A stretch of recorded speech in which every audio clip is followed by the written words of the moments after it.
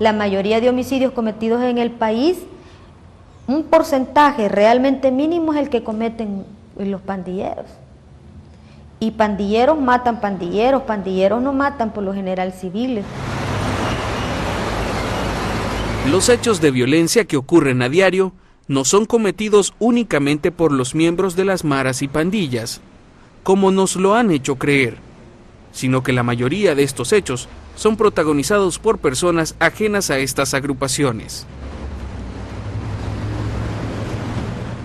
Yo leí un estudio hace más de un año que señalaba que del 100% de asesinatos o de homicidios, solo el 20% realmente han sido cometidos por pandilleros. El otro 80%,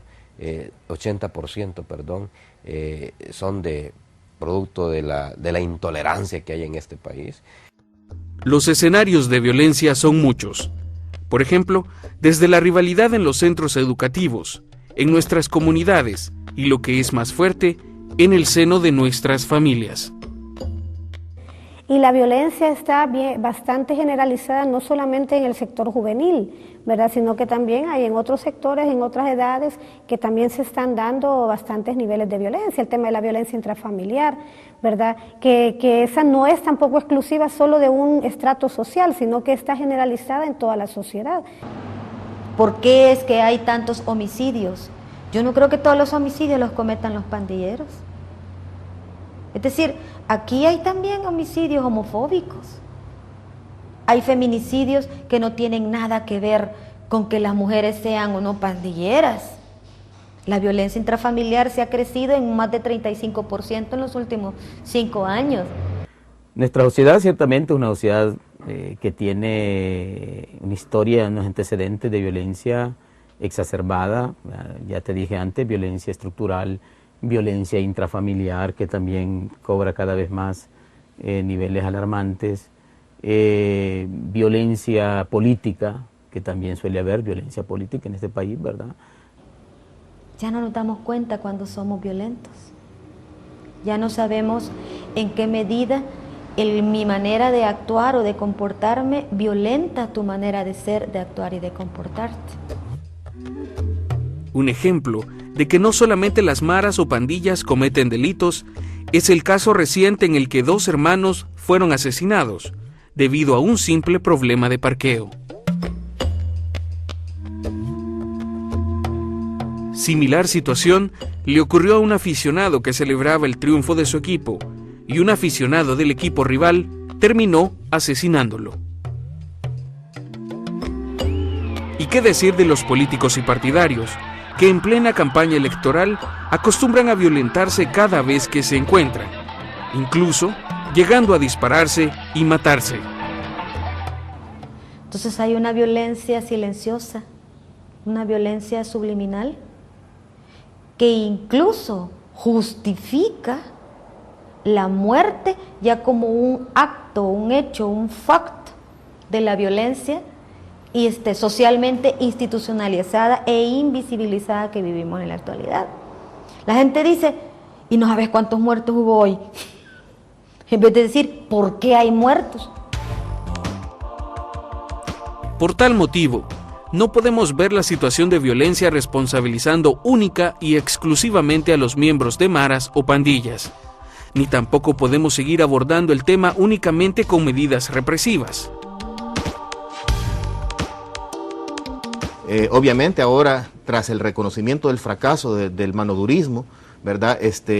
Tenemos esta evidencia, ¿no? que ya se veía que se iban a ser las consecuencias. Hemos visto que los diferentes esfuerzos que ha habido en la región con las políticas manoduristas, que ha recobrado diferentes nombres y matices en cada uno de los países, no solamente ha solucionado el problema, sino que lo ha complejizado, y uno de los indicadores de esa complejización del fenómeno son los altos índices de homicidio que tenemos en estos momentos, que están siendo los más altos de la historia de nuestros países, entre 12 y 16 homicidios. En julio de 2007, la Alianza Internacional para la Consolidación de la Paz, Interpeace, inició la implementación del programa hacia una política de consenso sobre la problemática de las maras y pandillas juveniles en El Salvador, Guatemala y Honduras, programa conocido como Poljuve. Poljuve busca que la población tenga una comprensión mucho más integral del problema de la violencia, para entenderlo mejor, a través de un proceso de investigación, acción, participación, para llegar a la construcción de políticas públicas a nivel nacional y a nivel centroamericano. Ese es el punto central, que en ese plenario nacional que se va a construir y en ese proceso de preplenarios, todos los sectores importantes que tienen una relación directa con el fenómeno de la violencia juvenil de maras y pandillas, podamos sentarnos a dialogar, que no continuemos con esa confrontación, con esa visión tan parcializada y esa visión tan reduccionista de analizar el problema cada uno desde su parte. Es necesario que para poder abarcar o para poderle dar solución a esos diferentes tipos de violencia, es necesario que el problema se vea como una forma integral y que no sea única y exclusivamente la policía la que pueda estar viendo este problema. Y ese proceso que sea participativo y que la construcción de la política pública sea consensuada, sea valorada y sea validada entre todos los actores sociales del pueblo salvadoreño, del pueblo hondureño, de todo el sistema integral centroamericano, para poder enfrentar este fenómeno de violencia juvenil, maras y pandillas de una manera mucho más integral y con políticas públicas que tengan un abordaje desde una perspectiva de derechos humanos.